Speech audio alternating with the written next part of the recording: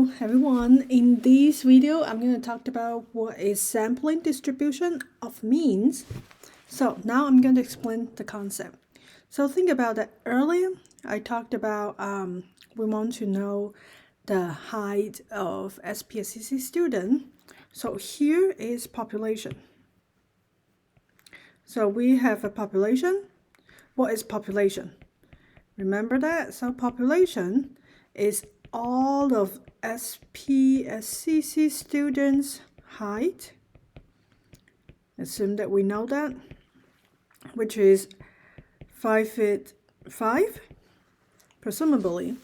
And then there's no way that we can survey everyone. I mean, it's feasible, but it's unrealistic. What we usually do is we draw a sample, and then get the data from the sample. But what is sample? Sample is a proportion from a population, which we hope that it will represent the population. But you know, in reality, sometimes you don't, because maybe the first sample that you draw a sample of sample size of, like say 20 students, and then we found out that the average height is 5'7". Well, that's far away from a population. And then you might want to draw another sample. Now, Now I try to draw a second sample. The sample size, sample 2, and then the sample size also 20. And then I get on average from this sample is 5'6", it's closer. And then maybe I want to draw a third sample, which is in a green pen, which is you will get 5'4". So eventually the more sample that we do, and then what we're going to do. So these 5'7", 5'6", or 5'4" are the average height from this sample. So now we would like this sample, like from 5'4" to 5'7". In between this range, our actual mean, the population mean, is going to fall into this range. So this is called sample distribution of mean. Here I'm going to give you a simulation to show what happens if we try to do that. So here is our simulation. Look at on the top. This is our sample. My cursor symbol is our, not sample, I'm sorry. This is the parent population as they stated in here. So what we're going to do is we randomly pick how many, let's pick 25 sample out of the population and see what happens. So now, 25, emulate. Now all of these 25 data is picked them from the population, which is similar to what we did if we try to survey a student from SPSCC student. Now, after all these 25 data picked from the parent population, these 25 data is our sample, and then we're trying to find the mean of these sample data. And then we got this one. That's our data. And then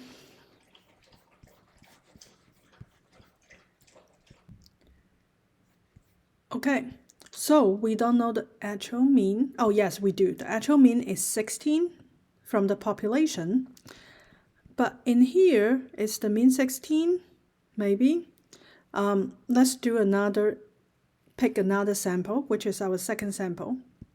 We do this again, pick a 24 data from the population, and this is our second sample. And after we pick our second sample, we get another mean from the second sample, which is this dot. This is the mean from the second sample. If we repeat this process and do it 5 times, now we tried 5 plus 2, because we did 2 separately, I just hit 5. That means we totally have 7 samples. And these are the data that come from the 7 samples sample mean. Well, what if we do it 10,000 times and see what happens? If we do it 10,000 times, the sample mean, they look like what? A bell curve. It really look like a normal distribution, right? Even though we do 100,000 times, it still look like normal distribution. So now I want to check again, because right now our population, parent population, look like normal distribution. What if the distribution is uniform or scale? Let's do scale, because this is most likely that will happen.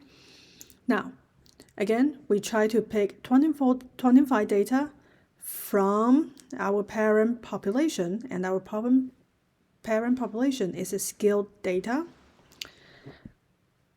So 25 data just draw from the parent population, and this is our first sample.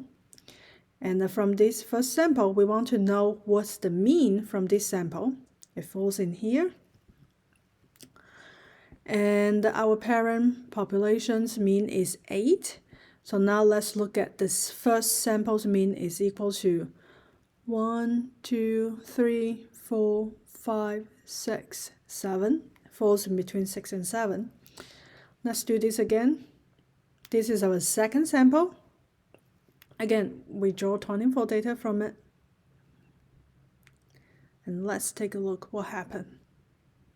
Well, this is second data, and the mean falls in here, which is in between, this is 7, 8, 9, so in between 8 and 9. So if we do 10,000 more stimulation, look, surprisingly, the sample mean, it looked like normal distribution. And then now on the right side, it shows you the data. As you can see, the mean is 8.09, but our population mean is 8.08. So the sample mean is very close to population mean. And the variance is from 6.22 become 1.25. Actually, in our early stimulation, let's do this again, which is not like normal. And let's just go ahead and do 100,000 times. The mean are the same, right? The population mean and the sample mean are the same, but the standard deviation from the parent population standard deviation is equal to 5, but the sample distribution's mean is equal to 1, which means it's less varied, it's less spread out, so that's why the shape is more center, as you can see. So here's our stimulation. Now, let's take a look at all of these concepts. You might already have an idea of what is sample mean means.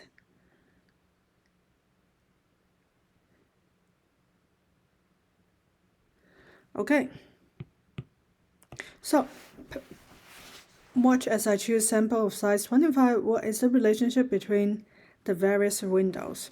So what is parents' population? Which is all of the data.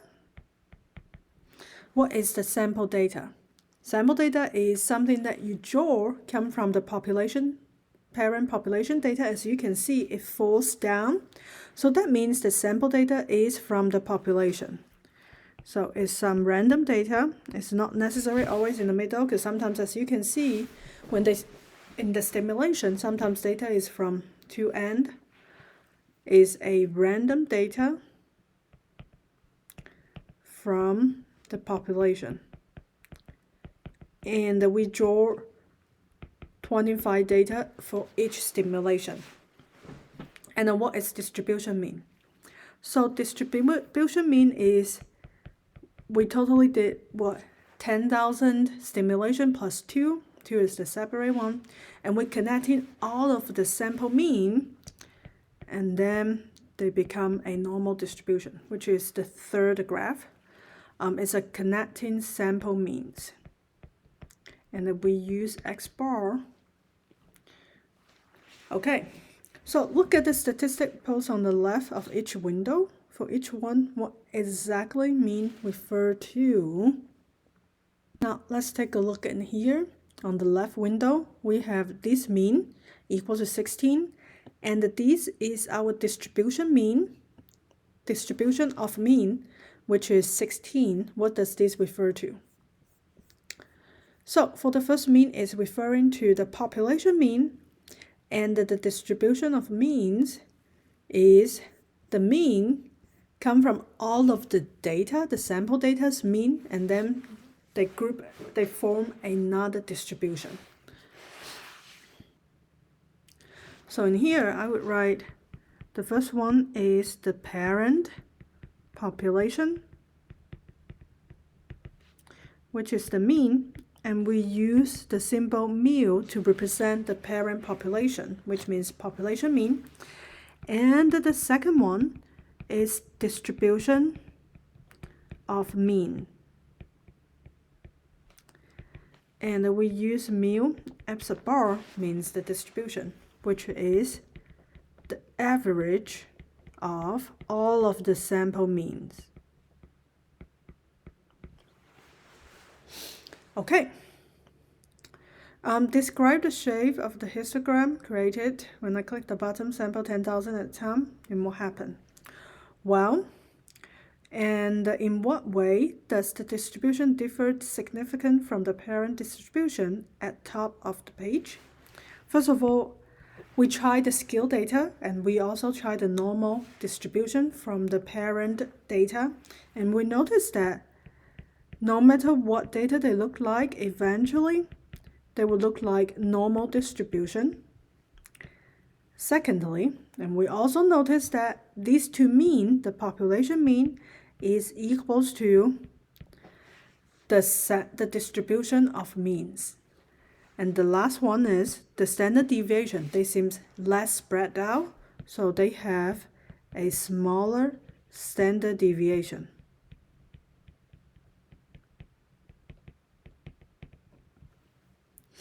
Okay, next one. What if the parent function scale? What does the distribution look like with n equals to 2? And what does the distribution look like when n equals to 25?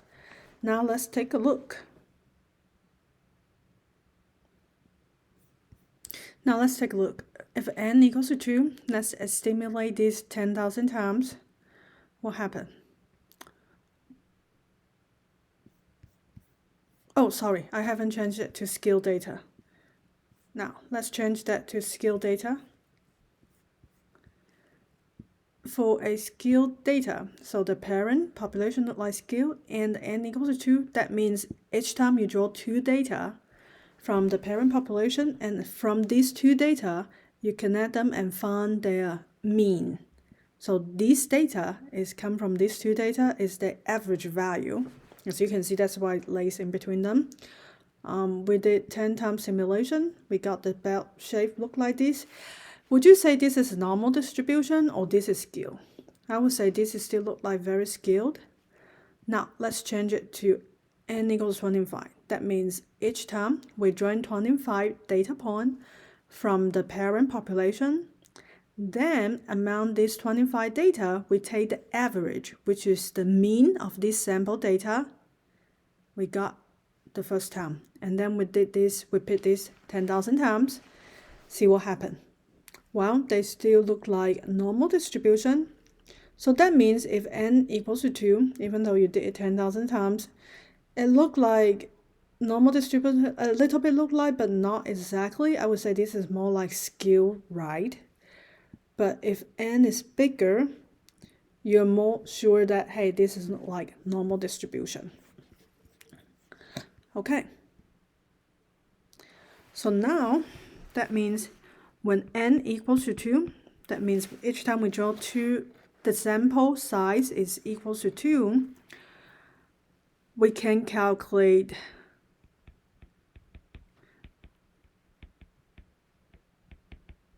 with that, because we don't know what distribution that is. when n equals to 25, we notice that this distribution is normal, which is the bell curve. In other words, we need a larger sample size. That's our conclusion.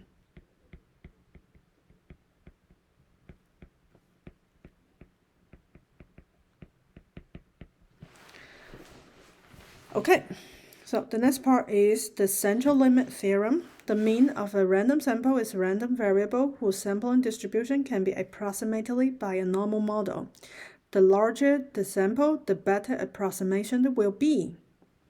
We just proved that if n equals 25, the more likely that the distribution is look like normal. So the central limit theorem requires the following condition to hold: independence assumption. The sample to value must be independent from each other. Randomization condition. The samples must be randomized chosen, or it's not safe to assume independent. So remember that on our earlier example, when we pull in data, even though we just pull one, you might notice that we randomly choose the data. Some data is located in the center. Some are really far off because you wanted the data to be random. Okay.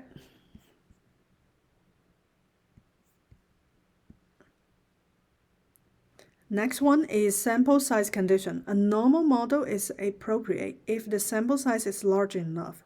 This is very vague and is determined on case-by-case basis. In general, the more skewed distribution is, the larger sample size needs to be. If the population, means the parent population, is normal, no sample size condition is required. In next chapter, we will talk more about the property of sampling distribution.